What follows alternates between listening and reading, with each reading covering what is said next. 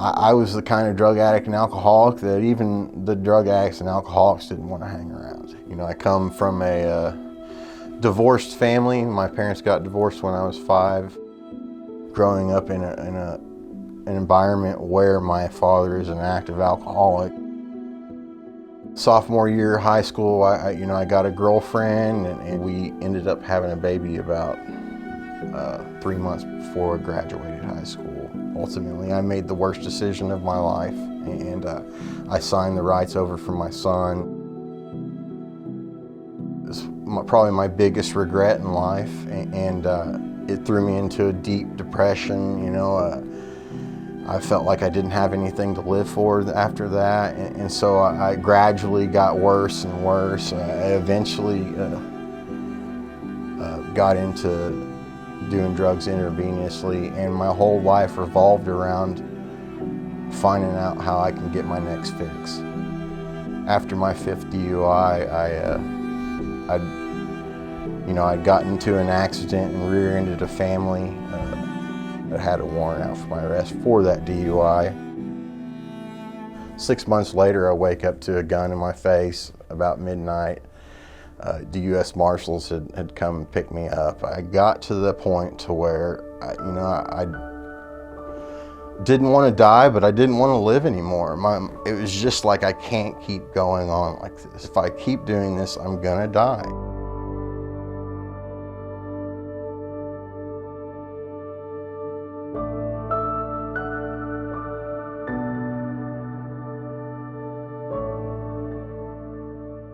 Welcome to the Recovery Center's 2021 Voices of Recovery celebration.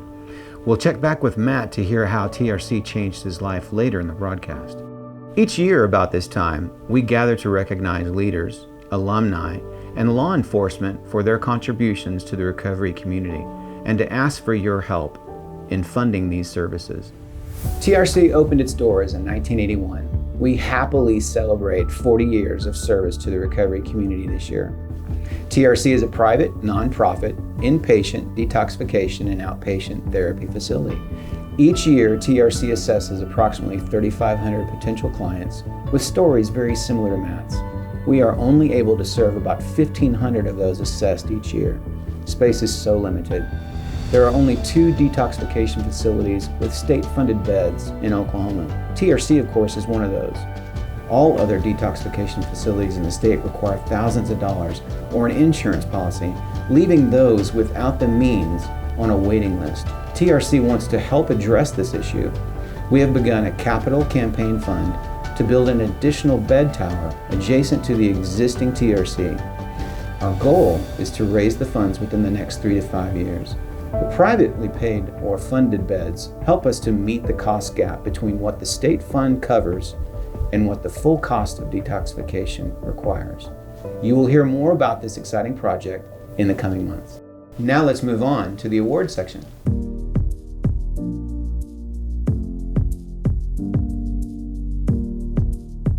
There are various agencies in the community who make the wheels turn in addiction and mental health treatment. Every day, law enforcement interacts with people suffering from substance use and mental health disorders. Many officers assist with getting help for them, but we rarely hear about it.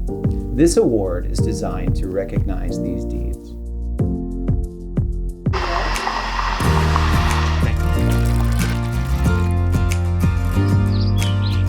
Captain Daryl Miller has been with the Midwest City Police Department for 18 years. Captain Miller displays compassion and has a servant's heart towards the community he serves. He embodies our mission statement and will always go that extra mile to provide help or assistance.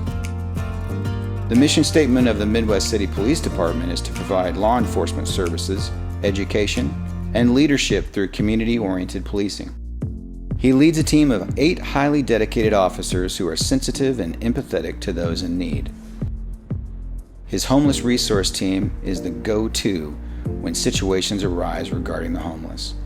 The team works with individuals by linking valuable social services in hopes of improving their living conditions, thereby improving public safety. Captain Miller embedded jail diversion coordination from Red Rock Behavioral Health Services to facilitate services for those needing and wanting help. He has been instrumental in developing the Homeless Resource Team and the program's success. He works tirelessly to ensure the Homeless Resource Team is properly equipped to bring the utmost professional and personalized police service. It's such an honor to be here with you today, to honor such a wonderful officer going above and beyond and serving our community, specifically the homeless, addiction, as well as mental illness. You're saving lives, and I really appreciate you. And on behalf of TRC, our award for law enforcement this year. Thank you so very much. Thank you.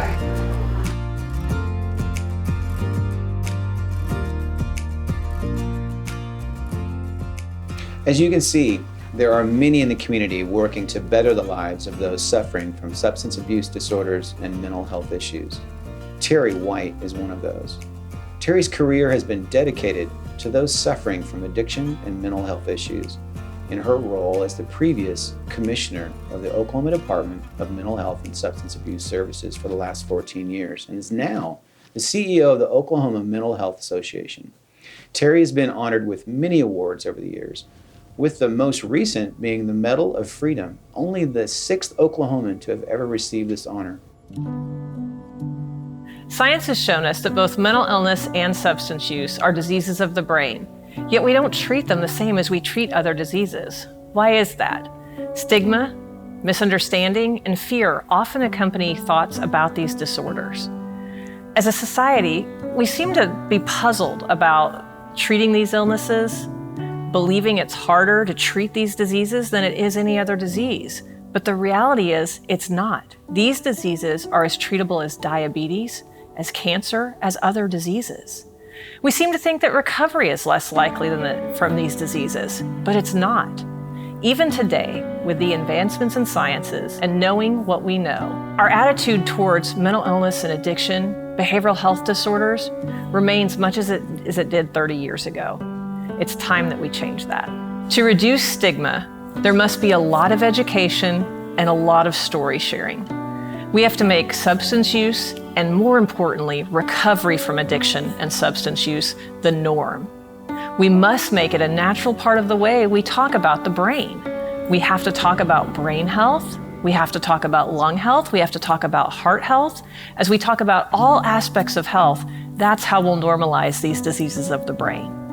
We need to do the anti-stigma work that's very much needed. So when you're talking about recovery services, people view it the way that you would talk about treatment for diabetes, for asthma, or any other physical health condition that does not have as much stigma attached to it as the disease of addiction.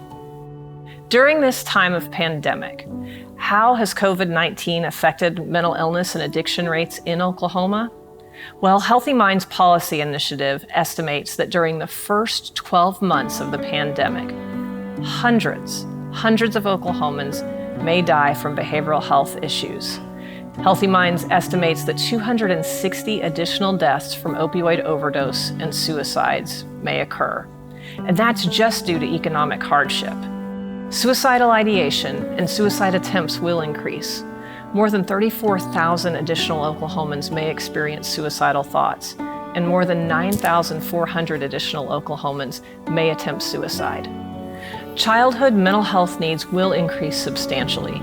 For example, as many as 30% of children involved in quarantine may experience post-traumatic stress disorder. It has completely disrupted their lives. What is needed in terms of policy change is to continue to combat substance use in this state. To do so, we are making progress. Consider our being the only state with real-time access to a prescription drug monitoring system. We were early piloting the use of naloxone for first responders and to provide statewide over-the-counter prescription access for naloxone for any Oklahoman that needed it. The unintentional overdose rate involving a prescription opioid decreased by 43% between 2000 and 2017 right here in Oklahoma. Also, the opioid prescribing rate in Oklahoma decreased by 29% between 2013 and 2017. And we were one of only 10 states to see a decrease in the rate of drug overdose death between 2016 and 2017. I want to emphasize that prevention efforts are working, but there's still work to be done. We must continue to support trauma-informed policies. According to the United Health Foundation's 2019 health rankings, Oklahoma ranks first in the prevalence of adverse childhood experiences, or ACEs. Nearly 30% of our children report having experienced an adverse childhood event. Adverse childhood experiences can lead or contribute to deficits in mental and physical health, and specifically to addiction. It's important that we support policies that improve youth mental health and brain health in Oklahoma. Nationally, 1 in 5 children experience a disorder annually. 50% of mental health symptoms start by the age of 14, and 3/4 of all mental health issues emerge by age 24. Increasing our workforce training strategies and our workforce development is a must. We have to have more licensed alcohol and drug addiction counselors, more licensed psychologists and social workers. We have to make sure that they're available across our state, and we have to make sure that they're available right here in Oklahoma City. 8 years ago, the Oklahoma legislature demonstrated some incredible vision when it transferred the oversight authority of Medicaid dollars that pay for mental health and substance abuse treatment out of the Medicaid agency into the Department of Mental Health and Substance Abuse Services. The results were not just healthier Oklahomans, although that happened, but $1 million of savings because we actually matched people with the services they need. This year is going to be a really challenging year. And we have to advocate for the budget of the Department of Mental Health and Substance Abuse Services to meet the rising demands for more treatment for addiction so that they can continue to fund amazing entities like TRC. We must create a system that exercises a lot of grace and understanding when engaging with people who are dealing with substance use disorders. Knowing that recovery is a complicated process, it's incumbent upon us as individuals, as families, and as societies to make sure that it's as easy as possible, to be understanding that sometimes it's 1 step forward, 2 steps back, but recovery is achievable. It's incredibly touching to me to be here today and to be honored by the Recovery Center with the incredible Voices of Recovery Leadership Award. I'm grateful to be part of a life-saving work that the Recovery Center's staff and leadership do every day. All of you, TRC's many supporters, are making a difference. You're doing something that I feel Oklahoma is obligated to do, which is take care of men and women and their families whose lives have been affected by substance use disorders. When it comes to addiction, when it comes to substance abuse or mental health, it affects 1 out of every 4 of us. It looks like you, it looks like me, it's our friends, it's our family, it's our coworkers, it's members of our community of faith, and it's our children. So I want to thank you for helping them on their walk and their path to recovery. Wow, Terry. Thank you so much for your presentation. That is so informative, and I can't believe any Oklahoman would not be passionate, or hopefully as passionate as you are, about giving and being a part of this experience. Recovery is so critical for all of us. And it is my honor to share with you this Voice of Hope Leadership Award, which we give out every year. There are so many amazing candidates that are available to try to share this with, and honestly, hands down, your efforts for the last 14 years that I've been around has just changed so many lives and has touched TRC directly. Thank you so much for all that you've done and all that you will do. Thank you. I want you to know how much this award means to me.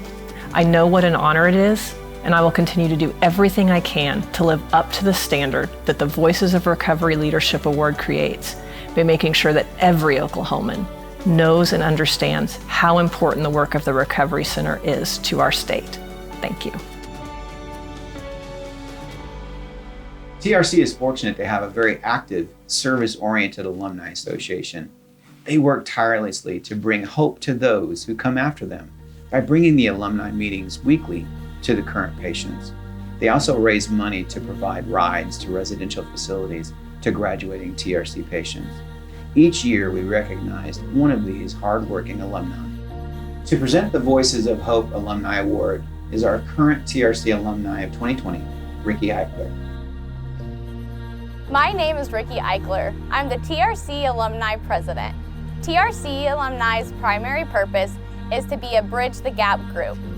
When a lot of us have gotten to TRC, We have burned every bridge had and broken most, if not all, relationships. We are the first line of defense and some of the first sober people these clients will meet. The odds are stacked highly against us, and when I say us, I mean recovering addicts, alcoholics, and their families. 3 short years ago, I walked into TRC myself, and there would be a smiling band of misfits that showed up on Monday nights, laughing and greeting each other, ready to share their experience with us clients. And I wanted that. Matt, he gave me hope I could restore my relationship with my family just like he was doing. Matt and I would join the alumni committee together, get a joint bank account for alumni funds, and he would become someone I knew I could count on. This whole journey started with me on my knees in my front yard, pleading with God to just help me to do something different. And, you know, I told him I'd go to TRC and go to treatment, and I did those things, and I had to get all that stuff out of my body so I could think clearly. Quickly made TRC alumni a commitment. I went there every week. It was something that was very close to me. The other times that I'd tried to get sober, I found my purpose in life was trying to carry the message to those still suffering. Just seems to get better and better every year. You know, things progress, my job gets better. You know, I start getting my license back. You know, I hadn't had my license in 10 years. So that's kind of was my first hurdle. Second hurdle, move out of sober living. I moved out of sober living, got my own place for the first time ever. It only took me 35 years. Matt is the example of what a real friendship and a real recovering alcoholic looks like. I value his opinion and his experience. Congratulations, Matt. Matt, on behalf of TRC and the Alumni Association, congratulations. Thank you. You're welcome. You know, my life's good. You know, today I'm able to be a son, a brother, you know, a companion, and all those things I never was. TRC is just, it's very integral in my story because that's where my journey started. I feel like I owe them my life. Matt's story is absolutely moving. And if you want to be a part of this, please donate. Please be a part of that experience. There are thousands of stories every year just like Matt's. And you can be a part of that. Be a part of that experience of changing lives and saving lives, and more importantly, giving everybody in this community hope. Thank you so much.